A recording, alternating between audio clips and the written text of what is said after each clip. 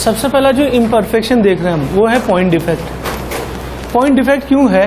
क्योंकि एटम या आयन जो है अपनी पोजीशन से डिसलोकेट हो गया, ठीक है ना, यानी जो रेगुलर क्रिस्टल साइट है उसको छोड़कर कहीं और चला गया। हो सकता है उसी क्रिस्टल में या बाहर निकल गया हो पूरा। तो एटम की वजह से जो डिफेक्ट है उसे हम बोलते हैं point defect.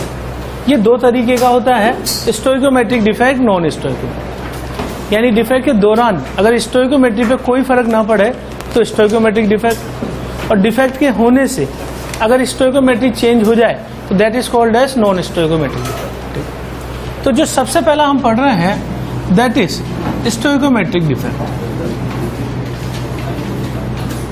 Stoichiometric defect,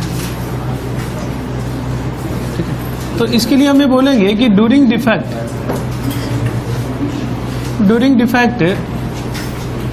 stoichiometry is maintained, ठीक है। तो स्टोइकोमेट्री डिफेक्ट के दौरान जो है बनी रहेगी, मेंटेन रहेगी, ठीक। अब ये किस किस तरीके का है? सबसे पहला ये हम देख रहे हैं, इसके लिए शॉर्टकी डिफेक्ट, शॉर्टकी डिफेक्ट,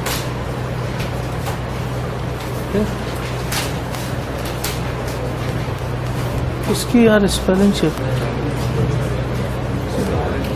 अब देखिए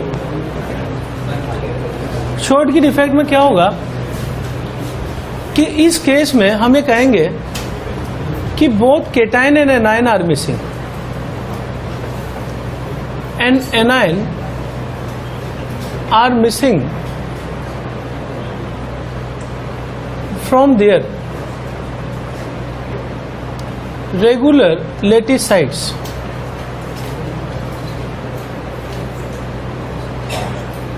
ठीक, जो भी उनकी रेगुलर जगह थी, रेगुलर साइट थी, उसे मिसिंग है, ठीक है ना। मेंटेनिंग स्टोइकोमेट्री,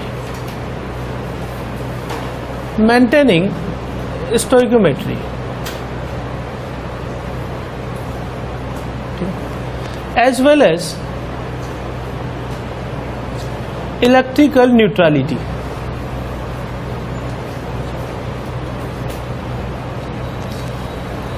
तो देखिए इसमें क्या होगा कि केटाइन और एनायन दोनों मिसिंग होंगे अपने रेगुलर क्रिस्टल साइट से, और उसके बाद वो मेंटेन किसको कर रहे होंगे? स्टोइकोमेट्री को। इसका मतलब ये है कि अगर मेरे पास 100 Na प्लस और 100 Cl माइनस है, अगर एक एक में दोनों निकाल दूं तो रेशियो अभी होगा 99:99, यानी वही रेशियो रहेगा। तो रेशियो पे कोई फर्क ना पड़े, किस रेशियो पर? स्टोइकोमेट्रिक रेशियो पर। तो हम उसको किस में रखेंगे? शॉर्टकी डिफेक्ट में। और दूसरी चीज में बोल रहा हूं इलेक्ट्रिकल न्यूट्रलिटी। इलेक्ट्रिकल न्यूट्रलिटी का मतलब ये है कि जितना केटाइन पे टोटल चार्ज है वो एनाइन से बैलेंस होना चाहिए। जैसे मान लो किसी क्रिस्टल का स्ट्रक्चर है CaF2 सपोज करो, यानी कि Ca+2 के साथ 2F- होंगे।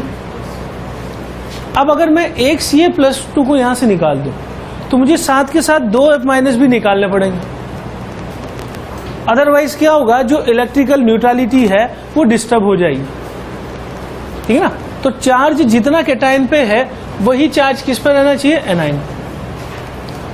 अगर शॉर्ट की डिफेक्ट हो रहा है तो ये कब होता है कि when coordination number of both cation and A9 is high.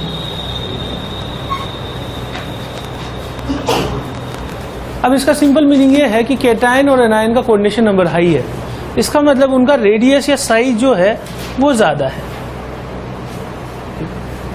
अब ये किस तरीके से होगा शॉर्ट की डिफेक्ट, वो डायग्राम से देख रहे हैं हम। जैसे सपोज करो मेरे पास Na+ क्रिस्टल है, NaCl। इसका एग्जाम्पल कौन कौन सा हो सकता है? NaCl या NaBr। तो रूल ये है कि each cation is surrounded by anions.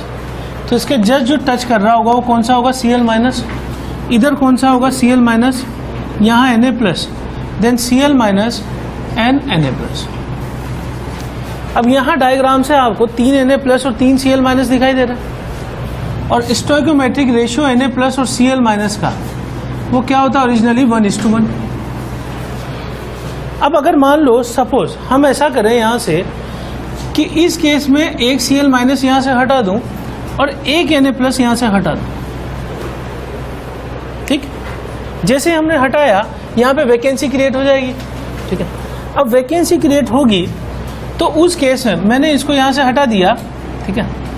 ये Cl माइनस हमने यहां से हटा दिया और इसको मैं यहां पे दिखा देता हूं कि ये हमने क्रिस्टल से बाहर निकाल दिया पूरा Cl माइनस और ये भी बाहर निकाल दिया हमने Na+।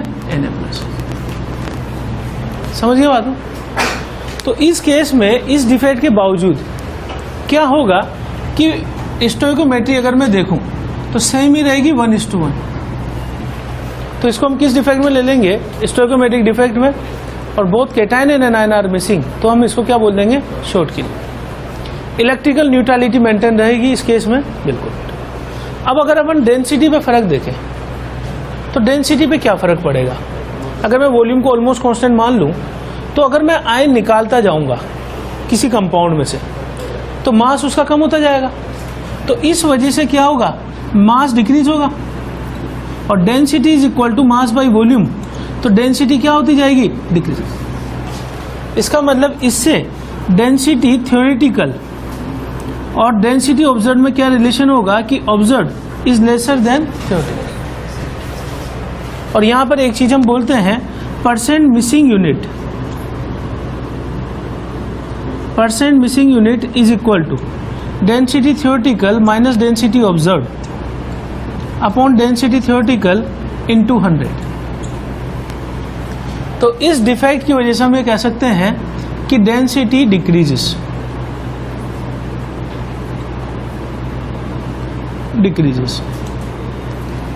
अगर हमसे पूछा जाए कि कंडक्टिविटी पे क्या फर्क पड़ेगा, तो कंडक्टिविटी स्लाइटली इंक्रीज करेगी क्योंकि यहाँ होल जनरेट हो गए। मेटल में या सेमीकंडक्टर में जो कंडक्टिविटी होती है वो दो चीजों की वजह से होती है, इलेक्ट्रॉन या holes. P type semiconductor, N type semiconductor आता है इलेक्ट्रॉन की वजह से और होल की वजह से। तो अगर किसी में इलेक्ट्रॉन की संख्या बढ़ रही है कंपाउंड में तो उससे भी कंडक्टिविटी बढ़ जाएगी, और किसी में होल बढ़ जाएंगे तब भी कंडक्टिविटी, क्योंकि उस केस में क्या होगा, यहां से आयन आसानी से यहां मूव कर सकता है, क्या इलेक्ट्रॉन आसानी से यहां मूव कर सकता है। तो खाली जगह बनने से कंडक्टिविटी पे थोड़ा सा फर्क पड़ेगा, नॉट वेरी सिग्निफिकेंट, पर हम ये कह सकते हैं कि slightly it will be changed, ठीक।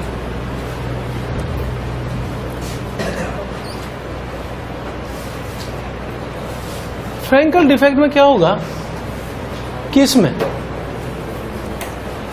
हमने शॉर्ट की डिफेक्ट देखा, उसमें तो केटायन और एनायन दोनों बाहर चले गए। इस केस में ऐसा होगा कि स्मॉलर आयन या एटम occupies interstitial